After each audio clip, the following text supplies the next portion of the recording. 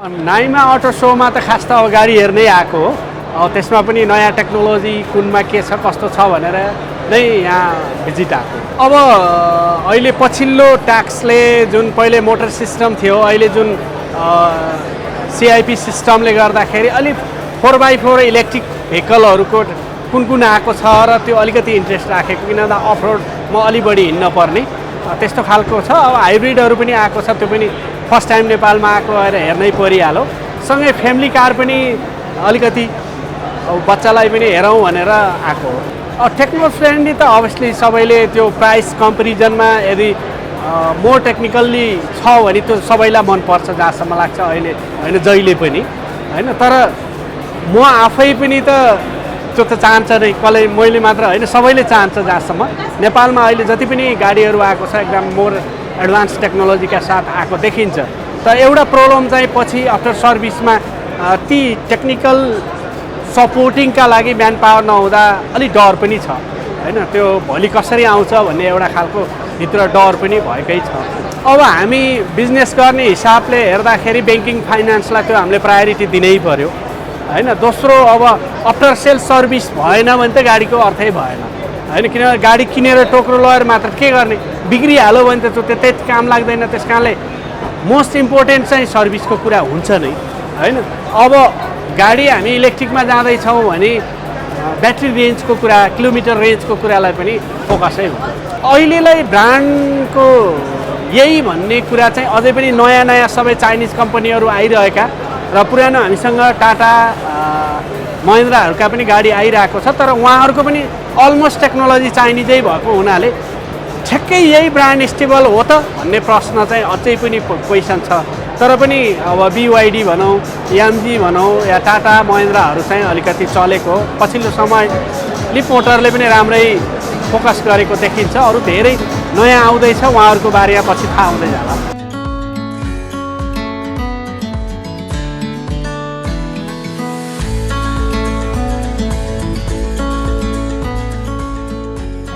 यो नाइमा अटो होइन, अब जहिले पनि हामी नाडा भनेर सुनेको, नाइमा के छ त डिफ्रेन्ट होइन, नाइमा र नाडामा के डिफ्रेन्ट छ। अनि अहिले चाहिँ धेरै चाहिँ बजारमा चाहिँ EV अहिलेको यो सोमा मैले बाहिर जे सुनेको थिएँ, EV गाडीहरूको जो फिचरहरू छ त्यसलाई चाहिँ प्रेजेन्ट गरेको छ भन्ने मैले सुनेको थिएँ। त्यही भएर म चाहिँ मेरो व्यावसायिक हिसाबले प्रयोग हुने खालको, प्राइभेट हिसाबले प्रयोगमा ल्याउन हुने किसिमका गाडीहरू पनि छ कि उपयुक्त हुनसक्छ कि भन्ने हिसाबले आएको। तपाईँको रोजाइ चाहिँ के हो, जस्तो EV हो कि पेट्रोल डिजल गाडी हो कि? मैले अहिलेसम्म चाहिँ पेट्रोल डिजल गाडी नै युज गरिरहेको छु होइन। मैले यसो हेर्दै गर्दाखेरि अनि EV भनेको त यो खेलौना जस्तो हो कि जस्तो लाग्थ्यो।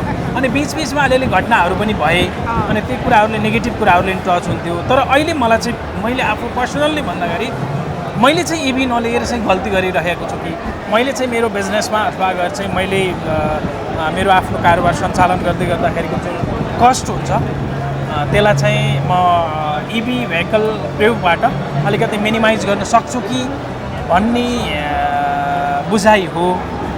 त्यसैको लागि मैले कुन उपयुक्त हुन्छ यही भनेर मैले भन्न सक्ने अहिले चाहिँ अवस्थामा पुगेको छैन। म हेर्दैछु त्यो गाडी किन्दाखेरि चाहिँ कुन चिजलाई बढी प्रायोरिटिज दिनुहुन्छ, ब्रान्डलाई प्रायोरिटिज दिनुहुन्छ कि फाइनेन्सिङको पार्ट हेर्नुहुन्छ कि आफ्टर सेल्स सर्भिस हेर्नुहुन्छ कि अब गाडीहरूको फिचर्सलाई केलाई हेर्नुहुन्छ? यस्तो छ, यो मैले मात्रै नभएर आम उपभोक्ताहरूले हेर्ने विषय हो यो। एकदमै तपाईँहरूले यो गाडी किन्दाखेरि ब्रान्ड मात्रै हेरेर पनि हुँदैन। गाडी किन्दै गर्दाखेरि नन ब्रान्ड अथवा सबैभन्दा इम्पोर्टेन्ट पार्ट त अब अहिले नेपालको लागि जुन EV एकदमै ऱ्यापिडली चाहिँ बजारमा आइरहेको छ, धेरैवटा कम्पनीहरू आइरहेका छन्। यसो हेर्दै गर्दाखेरि उस्तै लाग्छन् होइन। मैले कतिपय मेरो साथीहरूले भनेको पनि सुनेको छु, कुनै एउटा कम्पनीले 20वटा 50वटा 100वटा गाडी लिएर आयो अनि त्यसपछि गएर उसले भटाभट बेच्यो। अब त्यो गाडी फेरि आउन छोड्यो, त्यो कम्पनीले पनि इम्पोर्ट गर्न छोड्यो। अनि जो कस्टमरले पाउने, उपभोक्ताले पाउने सर्भिस नपाउँदा होइन, एकदमै चाहिँ यसको चार्जरका समस्याहरू, सर्भिसका समस्याहरूले गर्दाखेरि धेरैको गाडी चाहिँ त्यो मैले अघि सुरुमै भने नि, यो EV कहिलेकाहीँ खेलौना जस्तो लाग्थ्यो। त्यो बच्चाको खेलौना बिग्रेपछि थन्काएर राख्ने, त्यस्तै थन्किएर राखेको पनि मैले उदाहरण देखेको छु। त्यसले गर्दाखेरि यसमा ब्रान्ड पनि हुनुपर्छ कमसेकम पनि जसले चाहिँ अहिले आयात गरिरहेको छ उसले त्यो गाडी रिपिट आयात गर्न सक्ने लेभलको त्यो चाहिँ इम्पोर्टर हो कि होइन भन्ने कुराहरू पनि हेर्नुपर्छ र उसको सर्भिस सेन्टर कहाँ छ त काठमाडौँ लगायतको चाहिँ मुख्य मुख्य सिटीहरूमा कहाँ विस्तार भएको छ कहाँ उसको डिलरहरू विस्तार भएको छ भोलि समस्या आइपर्यो भने त त्यसको समाधान त चाहियो नि त्यसले गर्दा सबैभन्दा इम्पोर्टेन्ट सर्भिस र अर्को हजुरले जोड्नु भएको थियो फाइनेन्सको कुराहरू लगभग 60-70% होइन अब अथवा 30-40% डाउन पेमेन्टमा यो फाइनेन्स कम्पनीहरू अथवा वित्तीय संस्थाहरूले ब्याङ्कहरूले उपलब्ध गराइरहेको नै मैले पाउँछु यो विषयमा चाहिँ एकदमै सचेत हुनुपर्छ उसको चाहिँ ब्रान्ड सँगसँगै उसले चाहिँ कति क्वान्टिटीमा इम्पोर्ट गरिरहेको छ उसको डिलरहरू देशव्यापी रूपमा कतिको विस्तार गर्न सकेको छ र उसले दिने सर्भिस भएन भने एकदमै गाह्रो छ लगानी डुब्न सक्छ त्यो भएर सचेत हुनुपर्ने जरुरी पनि छ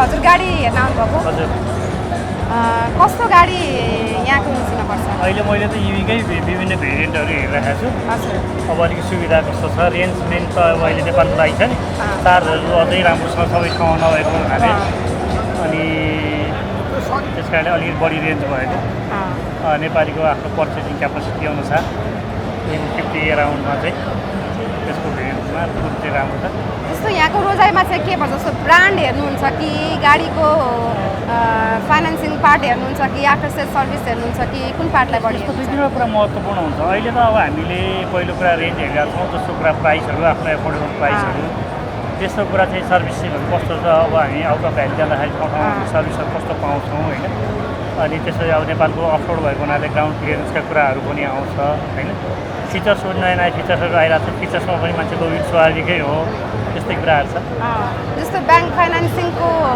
सुविधादेखि लिएर आफ्टर सेल सर्भिस अनि रिसेल भ्यालुसम्मै हामी अब एउटा चाहिँ रिसेल भ्यालुसम्मै हामीले हेर्छौँ त्यो चाहिँ हेर्नुपर्ने हुन्छ अनि मोटर क्यापेसिटीहरू वारेन्टी पिरियडहरू वारेन्टी किलोमिटरहरू सबै कुराहरूले डिपेन्ड गर्छ त्यसमा पनि अब त्यो सबैलाई मिलाउँदाखेरि कुन चाहिँ आफूलाई उपयुक्त लाग्छ भन्ने कुराहरू यहाँको रोजाइ चाहिँ इभी नै हो मेरो रोजाइ चाहिँ इभी नै हो ब्रान्ड चाहिँ हेर्नुहुन्न ब्रान्ड पनि हेरिरहेको छ ब्रान्ड अब अहिले चलेको ब्रान्डमा नै कुन ब्रान्डमा चाहिँ उपयुक्त छ भने तिनीहरू ब्रान्डमध्ये त्यो ब्रान्डमा अलिकति हामी चाहिँ हेरिरहेको छौँ नयाँ ब्रान्डलाई अलिकति ट्रस्ट गर्न गाह्रै छ होइन अहिलेसम्म पनि पुरानो चलेको ब्रान्डहरू नै अलिकति फोकस गर्नुपर्ने हुन्छ जस्तो पुरानो चलेको ब्रान्डमा चाहिँ भन्नुपर्दा अहिले चलिरहेको भनेको चाहिँ बिवाइडी दिपल एमजी यिनीहरू नै अब ओमडाहरू पनि आइरहेको छ होइन तर अब आफ्नो चोइस सबैको अब हाम्रो मेरो पनि फरक चोइस हुनसक्छ होइन त्यसैलाई भने इन्डिकेट गर्न पनि त्यति राम्रो नहोला तर अब यिनै मध्येको कुनै एउटा अलिकति राम्रोमा फिचर सहितकै हेर्ने भन्ने कुरा हो